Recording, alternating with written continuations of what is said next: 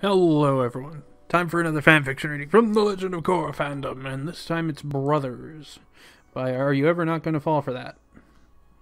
Check the handle if you don't believe me, but that's the handle. And are you ever not gonna fall for that? But in any case, I have a handle, it's just basically my name, so I really can't complain on anybody's handle. Mine is like bottom tier, so meh, it happens.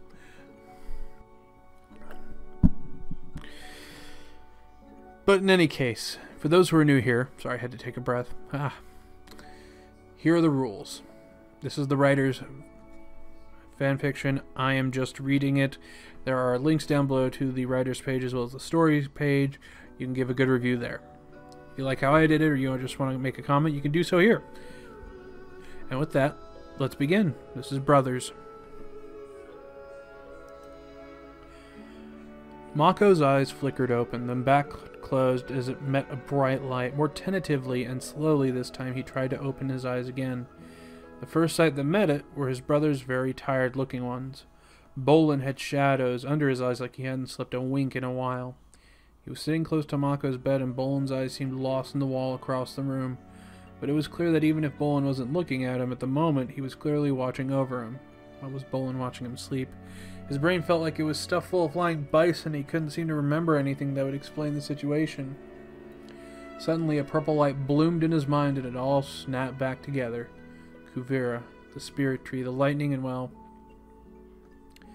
He had been sure he had done for after the blast had hit him, only he was clearly still alive. Mako! Bolin's voice startled him from his thoughts, and his brother was looking at him like he had seen a ghost. He wasn't exactly sure that wasn't the case, and well, just needed to know. What happened? I thought I was...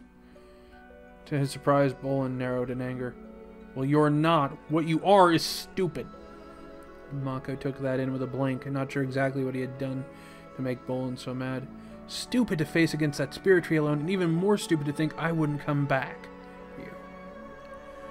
Oh. Well, that made sense. Bolin had come back from him and brought him here where Korra had probably healed him. Now that he took in the room a little more, he recognized it as being part of the Air Temple Island. But Bolin didn't seem to be done yelling at him. You almost died, Mako. Right, back to that. Bolin, you know I had to. I'm not done. Bolin shouted with more anger than Mako had come from him for a while. I know you had to stop it. I know that, but you didn't have to do it alone. The anger in his voice was bleeding away to what he suspected had been covering it this whole time. Worry and pain. Bolin had tears in his eyes. Bolin was prone to being overly emotional and showing his emotions on his sleeve. But this wasn't like that. This fear, this pain was familiar to him as well. Every time Bolin got hurt, either physically or mentally, he felt it as well. Even if he didn't always show it so plainly to the world, he still felt it. I almost lost you, Mako. And if you think for even a moment that would be okay, you have another thing coming.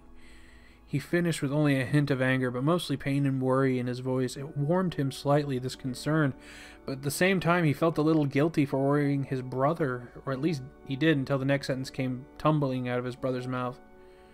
I hope you like a Bolin-shaped imprint on your ass, because I'm not leaving you ever again. Mako sputtered and made unintelligible noises for a long moment before he managed to speak coherently. Bolin, that's the... But then he sighed and gave up because he knew if it had gone the other way and he had almost lost Bolin, he'd do the same. Besides, he was too tired to give much of a fight.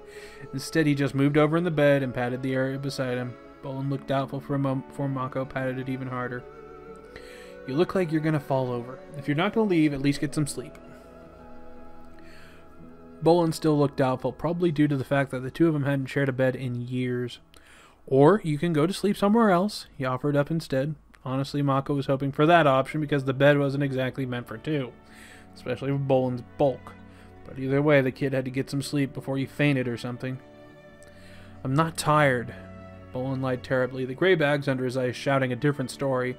Mako sighed, knowing his brother could be just as stubborn as he was. Bo? He used the stern tone he had used when they were kids, the one that Bolin always listened to right away because he knew when Mako used it, he was dead serious. But Bolin was an adult now, and while he looked more conflicted, he still stayed where he was. It's really soft. Mako said in the same voice he used to lie to his brother when they were kids, and he tried to convince him the dumpster of the night was comfortable. Only this time it wasn't actually a lie. The bed he was lying on was really soft, and he wanted desperately to close his eyes and sink back to his dreams. He yawned for a long moment, but worked on keeping his eyes open.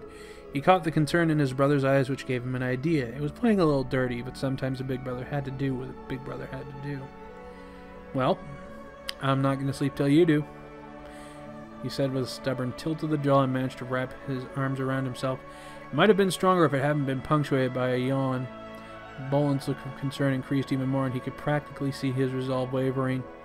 Mako yawned again, not even having to fake it. He was still really tired, and Bolin sighed. Mako knew that he was going to give in. Bolin crawled into the space that Mako created. Mako was right, it was a tight fit. Certainly tighter than the last time the two of them had shared a bed, whenever that was. He thought it would be more awkward, but maybe he was just too tired to care if he was a little uncomfortable. When you die, you better be an old man in your sleep, or I'm going to get you from the spirit world. Mako smiled as Bolin furrowed himself into the mattress. Don't you dare leave me. Don't worry, Bo. I won't. It looks like we're going to need another bed in here, Tenzin said fondly and slightly amused as he looked down at the two young men. He and Pema had come to check on the two of them. Rather than finding them how he left them, Bolin in a chair staring at the wall and Mako lying in bed, he found the two of them together somehow squished onto one twin mattress.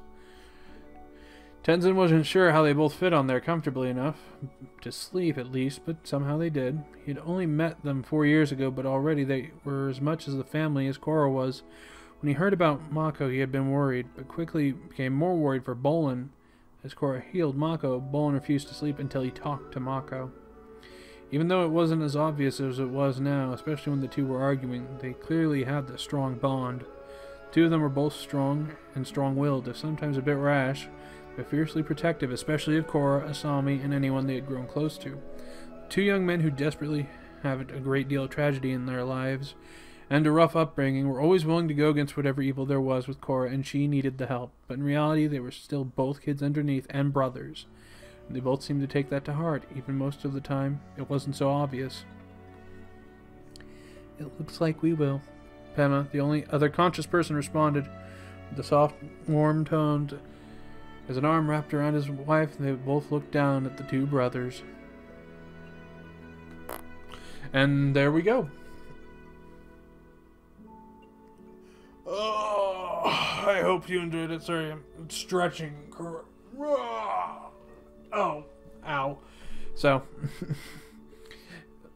that was Brothers. If you enjoyed it, hit the links down below. Give it a good review. Writers like that sort of thing. And hit another fanfiction if you want to listen to that as well. In any case, thank you for listening. Ta-ta for now.